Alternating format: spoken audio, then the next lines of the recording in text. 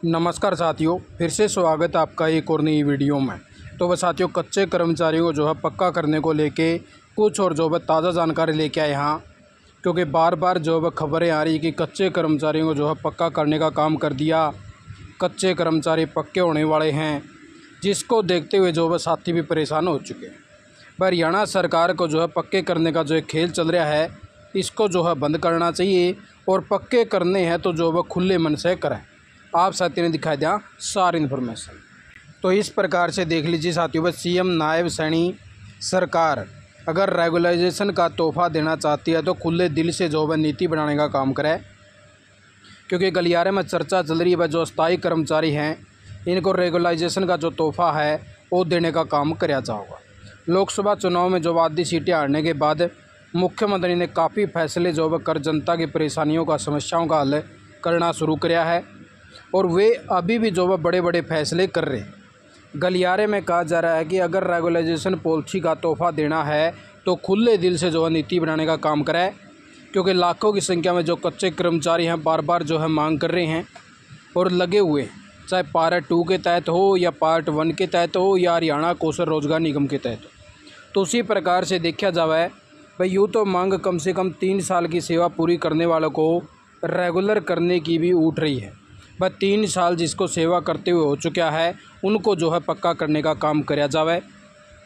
मगर सरकार ने जिस तरह विभागों, बोर्डों, निगमों से 5 साल, 7 साल और 10 साल से ज़्यादा सर्विस पूरी कर चुके अस्थायी कर्मचारियों का जो डाटा एकत्रित कराया, उससे भी चर्चा चल रही है कि कम से कम जो है 5 साल या 5 साल से ज़्यादा सर्विस पूरी कर चुके कर्मचारियों को रेगुलर किया जाना चाहिए। इस पॉलिसी का लाभ जो है कम से कम 1 लाख से ज़्यादा अस्थायी कर्मचारियों को मिलना चाहिए।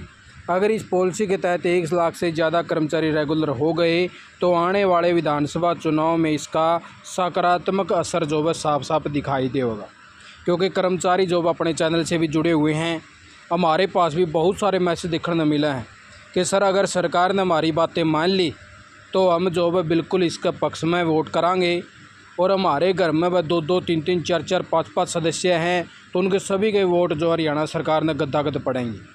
लेकिन अगर हरियाणा सरकार ने हमारी बात नहीं मानी तो 5-10 वोट वो जाओगे और 5-10 वोट और भी तोड़ने का काम कराएंगे।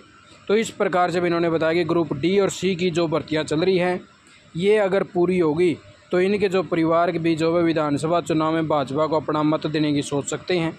गलियारे में चर्चा के स्थायी कर्मचारी आउटसोर्सिंग पॉलिसी पार्ट 1 और आउटसोर्सिंग पॉलिसी पार्ट 2 के तहत लगे हुए हैं और उनकी सर्विस को जो भी 5 साल पूरी हो चुके उन्हें रेगुलर किया जाना चाहिए, चाहे हरियाणा कौशल रोजगार निगम में पोर्ट हुए हों या नहीं हुए हों। ऐसा ना हो भाई एचकर में जो पोर्ट कर दी सिर्फ उनको जो है पक्का कर दिया जाए।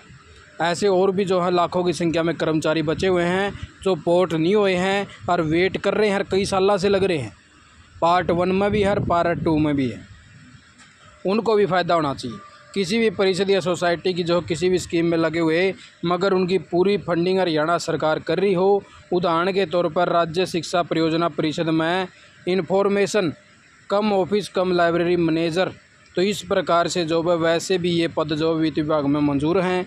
गलियारे में कहा जा रहा है कि रेगुलराइजेशन पॉलिसी में रेगुलर होने वाले कर्मचारियों के साथ गेस्ट टीचर वाला भी हाल नहीं होना चाहिए। पर जो गेस्ट टीचर 58 साल की पॉलिसी बना दी और कोई फ़ायदे नहीं मिल रहे, तो इस प्रकार से भी नहीं होना चाहिए।